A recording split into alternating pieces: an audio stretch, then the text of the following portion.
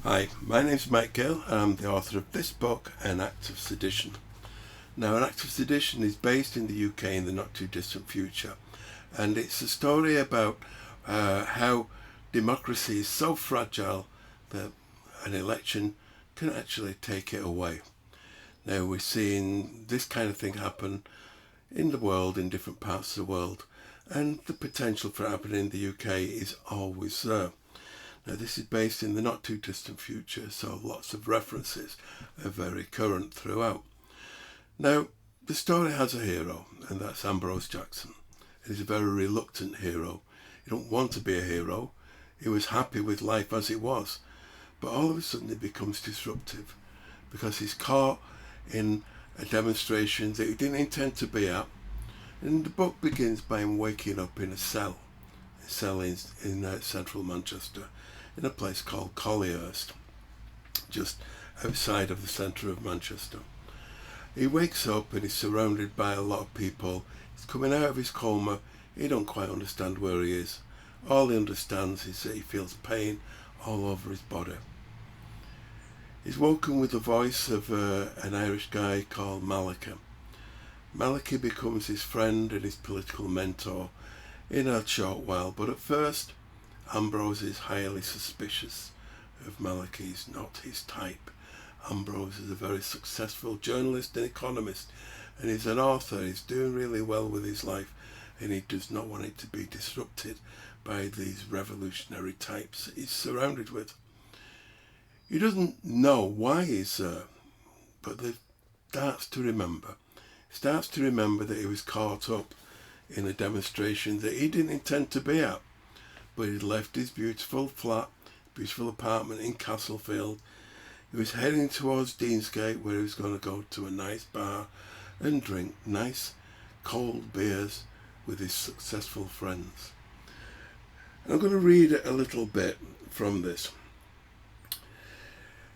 As he walked, he saw that there was a wooden barrier with yellow and black painted zigzags on the horizontal bar stretched across the tarmac, with police officers swinging batons and wearing crash helmets guarding it. Then he noticed that there was no one else on the street between him and the barrier and Deansgate, but there were people gathering behind him. He looked over his shoulder. He saw rows of men, maybe some women, in dark blue uniforms. Each had a clear plastic circular shield. Each beat the shield with a black baton, and each wore a dark blue protective helmet with shaded visor and white numbers on the front. They all looked tall and broad, and although he couldn't see their faces, he knew they were grim and determined. Fear began to stir, but his feet would not move. Fight or flight were hardly options, as he remained transfixed. The rhythm from the shields competed with the beat of the drums coming from in front of him, and he felt sickness in his stomach as his sound became louder and louder to carry its message of impending violence to the unseen marchers. And as the noise from Deansgate got closer, he saw the police move the barrier, and then a line of horses move from the right of them to block the main road to the marchers.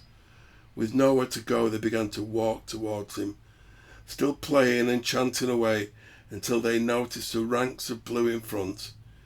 It was a trap. And in that moment, the marchers at the front knew it.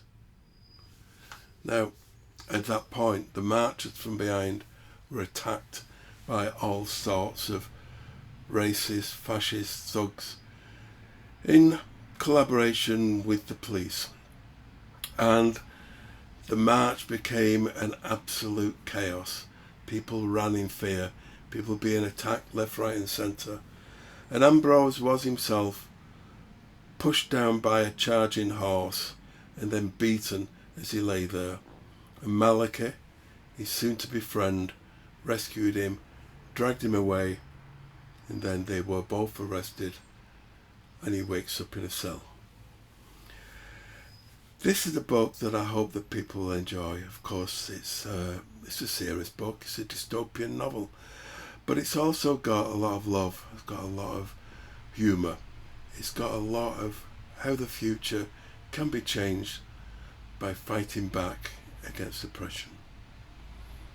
Buy it. It's available on Amazon, Barnes & Noble and several other places. Have a read. Have a look at it, and I hope you enjoy it. I'll read a little more another time within the next week, so hopefully you'll enjoy these snippets of a book that I think tells a future that could be and tells a future that might be if we let it go that way. Bye bye.